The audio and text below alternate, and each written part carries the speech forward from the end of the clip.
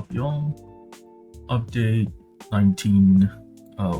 February 19 will be coming out soon, and during that time there will be 3 major things, that being the Hongyuan extractions, the new Yiseng ID being released, and of course Mirror Dungeon 7. Right over here, Mirror Dungeon 7. So I'm gonna go in order from the quick extraction part. So we'll be getting the news, season 7 Nurse Father Yiseng or Rain Sang. And then we're getting target extraction Honglu, which is nice. However, extraction Hongyuan is going to be much better because all the Heisho IDs from last season are one of the best ID designs so far. In terms of synergistic gameplay, Lord of Hongyuan, Honglu bringing in cheating in skill 3s and such is very strong. So yeah, there will also be a 3rd anniversary event which starts on the 26th of February, and I will be pulling on the 26th because there's no reason to actually extract so soon. So like, it's actually better to wait until the 26th Feb to pull a bit, and I'll actually pull until I do not have until I have only enough for 20 pulls for the 200 pulls for the Walpurgis Nox event that will come out. I can't tell anymore honestly if it's going to be late February or like in a few months, because there was supposed to be a Walpurgis Nox, or at least planned Walpurgis Nox in February. But regardless, I will be pulling on the 26th. So yeah.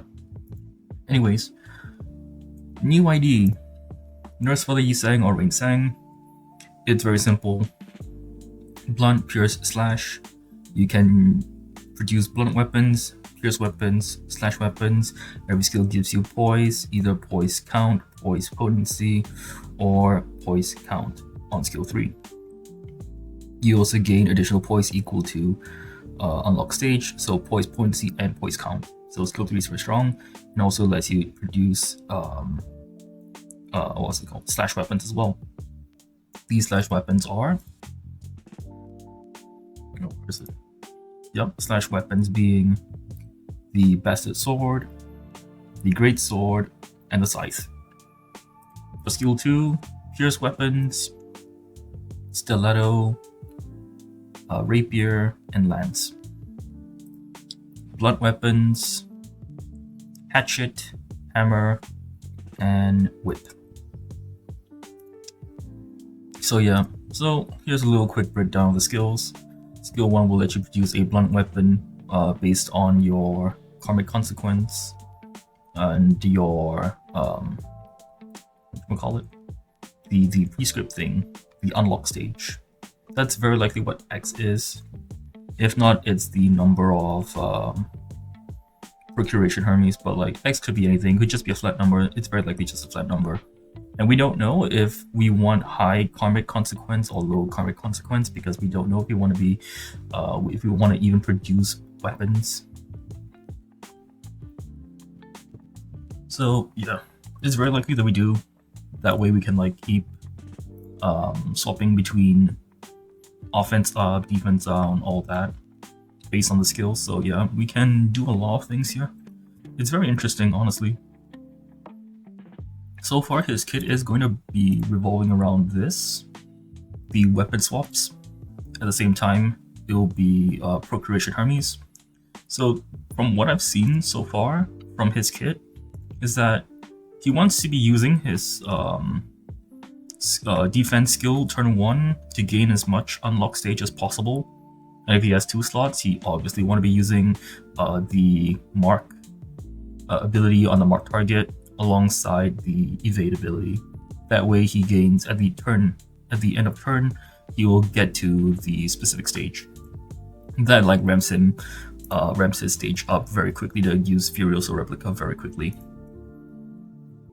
Now, for his passives, aside from the weapon types that you can produce from either skill 1, 2, or 3, depending on the type that you want, so like blunt, pierce, slash, you will also be generating Procuration Hermes from Unbreakable Coins that's dependent on his unlock stage.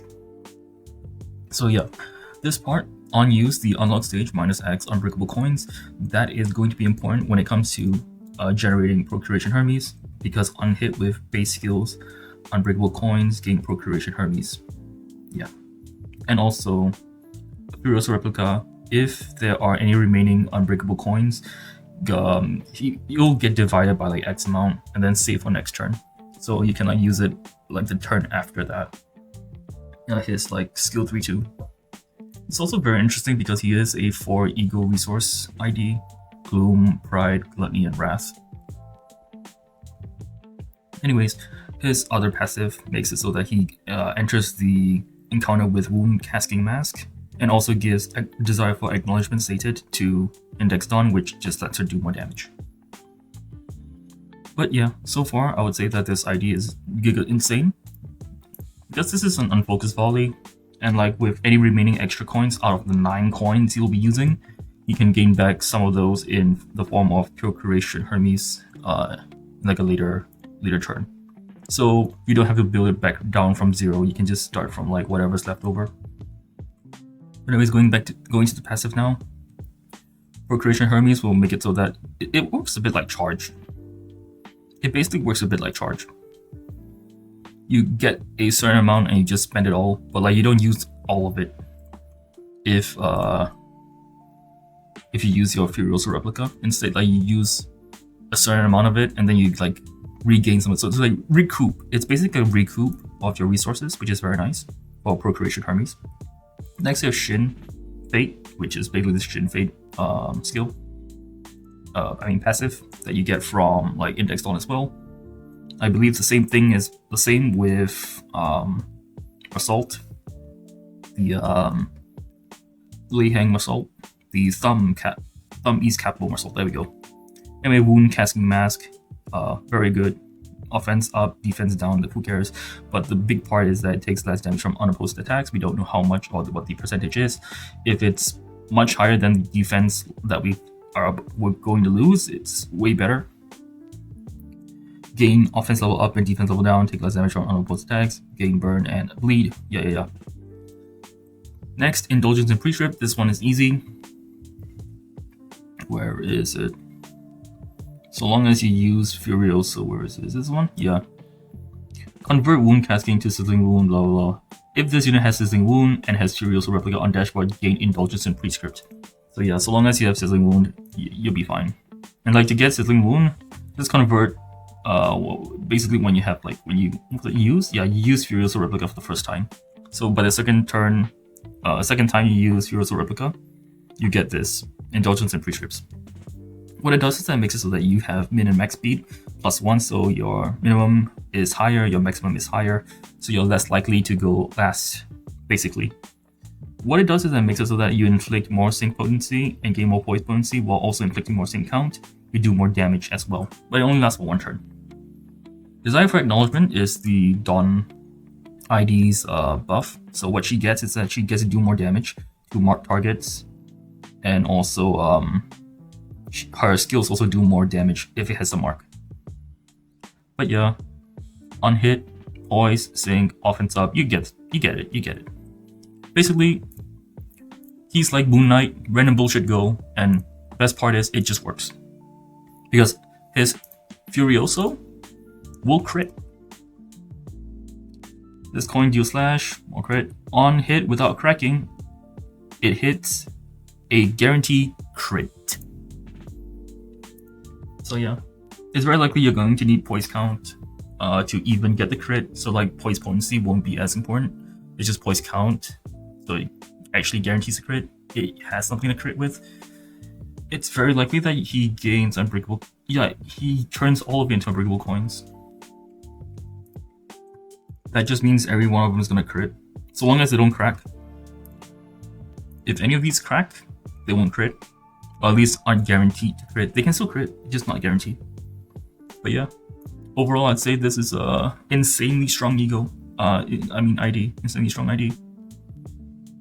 How to play him is very likely going to be evade turn 1, and then full prescript, build up the unlock so you get even more unbreakable coins, and with each and every single use of his skills, you just keep getting Procuration Hermes when you hit targets with it, or like when you hit attack with the skills, your base skills for unbreakable coins. You just generate and generate. It's very easy. He's not that hard, despite the 3 fucking pages. He's actually very easy to use. At least like from just reading all these, it's actually very easy to use. A lot of like safety nets, if I'm being honest. If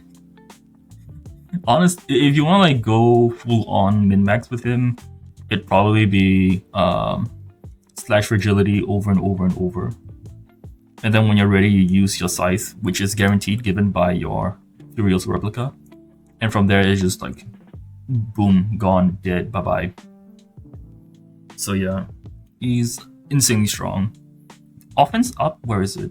Your offense up is also insane, and it's also under slash. So if you are in Mirror Dungeon, just convert all of this into like slash, his skill 3, and you just generate a shit ton of like offense level up, offense level up, offense level up. You just won't lose clashes at all, which is nuts. And then you have evade. So like as a Mirror Dungeon ID, he is going to be giga strong because Gloom, first of all, Gloom. Second, it is a evade. If I remember correctly, Grey Coat makes it so that AoE attacks also whatchamacallit, heals, if I remember correctly. I don't know how it'll work with Unfocused Volley, since this Unfocused Volley does not include the attack weight. It is a bit interesting, I would say. But yeah, overall, I'd say this is an insanely strong ID. It is going to be something worth pulling if you do not have him, but personally, I would just go with the Hongyuan extraction since it's not like locked to Season 6 only. We have Season 7 stuff, so yeah. With that in mind, I'm gonna pull, and hopefully we'll get Index Dawn and Nurse Father, Yiseng or Rainsang. So yeah.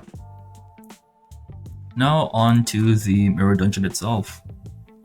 For the Mirror Dungeon, we will be losing Mirror Dungeon 6. It will be gone. All your Starlight will not be carried over. It will be removed, and instead, in its place, you'll start with some Starlight, so you can start using the Starlight system. And instead, we will only be able to do normal mode. There will be no hard mode. Yeah, hard difficulty will be updated at a later date, so we will just be doing normal mode for the time being. And if you have progress made before the update, I highly recommend you get the Mirror Dungeons reward, because you will not be able to access it or claim rewards. So yeah, quickly go get your rewards, claim them all. You won't be able to like get any extra chances, so yeah, do that. As for changes, max level 60, not max level, will be raised to 60. Certain effects will be updated. A lot of QOLs from what I've read so far. And of course, some ego gifts have been nerfed in terms of like cost. For example, the boot and the gloves from Limbus Company Checkup Pack. Yeah, combustion gloves, by combat boots, they are increased by 100 cost. So yeah, they are going to be more expensive. Aside from that, we have a new Starlight bonus, Perfected Possibility. Gives us a Dark Vistage, which is a tier 1 bottle, tier 2 bottle, and tier 1 bottle, then tier 3 2 and 1 bottles at Perfected Possibility. This is actually really good because like it gives us what's it called, fusion fodder, which is very nice.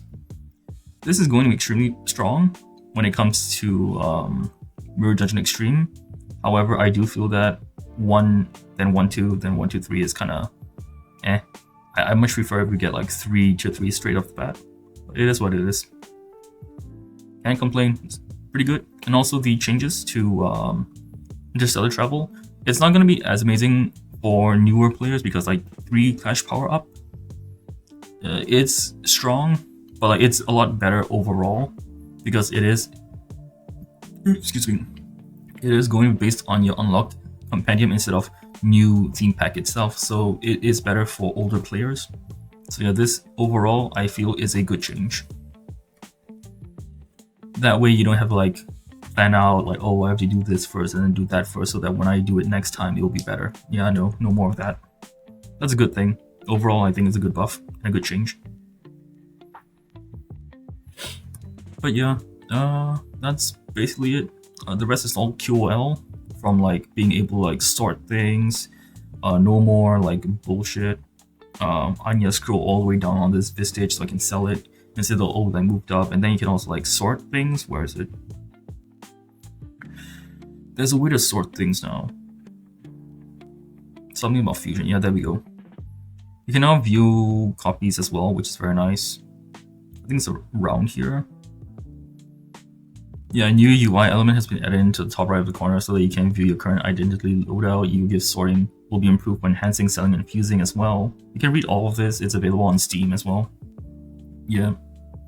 You'll also be getting more Starlight from what I've seen, even more, and clearing railway theme packs even more. And like Starlight encounter rewards from the reward cards also give you more, and also starting a Starlight bonus from team loadouts also gives you more.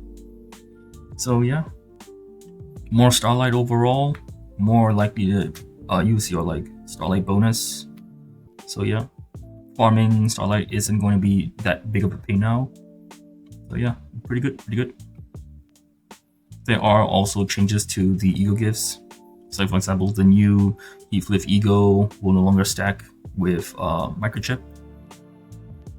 Let me see, just to be sure. New Kanto activates does not activate. On here, if the target has 99 burn potency, inflict 1 resident reg microchip once per enemy 3 times per turn. Okay, yeah, it just means that it cannot stack. Oh well. It is what it is. It is what it is. Removed. Yeah, but basically you can read all of these like ego gift adjustments. I will be looking through all these adjustments later on, just to see like what the next best way to do the Mirror Dungeon Extreme solo, because like I did release my solo run on my YouTube. You can see them. It should be in my daily, my weekly update that I have not gotten enough time to edit videos on. But yeah, this is just like my quick rundown on the Mirror Dungeon. Do expect to see some changes. Do expect to see some like better strategies made, but like right now there aren't gonna be a lot of things to do until then, but at least we'll be getting an event, so yeah, that's good. 26th Feb we'll be getting an event, which is very nice. But yeah, that's pretty much about it. See ya.